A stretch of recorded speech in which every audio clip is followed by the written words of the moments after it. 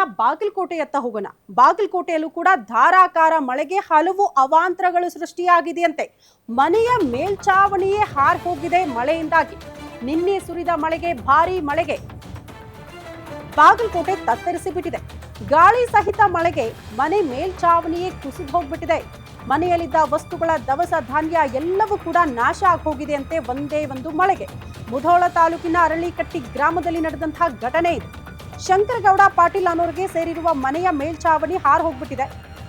ಅದೃಷ್ಟವಶಾತ್ ಮನೆಯಲ್ಲಿದ್ದವರು ಪಾರಾಗಿದ್ದಾರೆ, ಜೀವ ಉಳಿದಿದೆ.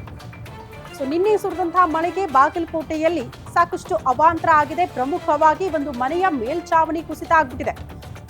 ಆ ಮನೆಯ ಒಳಗಡೆ ಇದ್ದಂಥವ್ರು ಸೇಫ್ ಆಗಿದ್ದಾರೆ, ಅದು ಸಮಾಧಾನಕರ ಸಂಗತಿ. ಕಾರಣ ಮನೆಯ ಮೇಲ್ಚಾವಣಿ ಕುಸಿತ ಆಗಿದೆ ಅಂತ ಅಂದ್ರೆ ಮನೆಯಲ್ಲಿದ್ದವರ ಪರಿಸ್ಥಿತಿ ಏನು?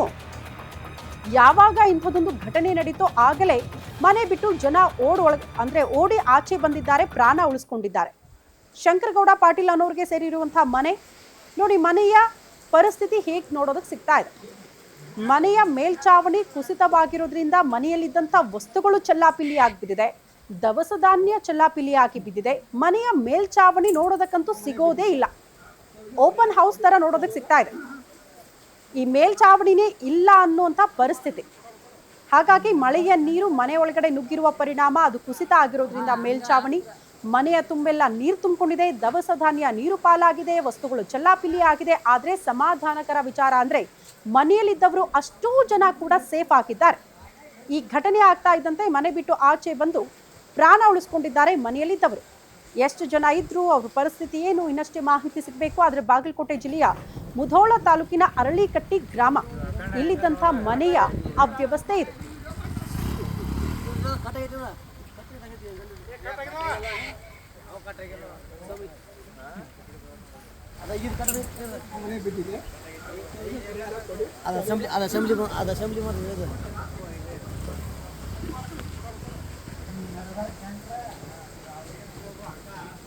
ಹಂಗ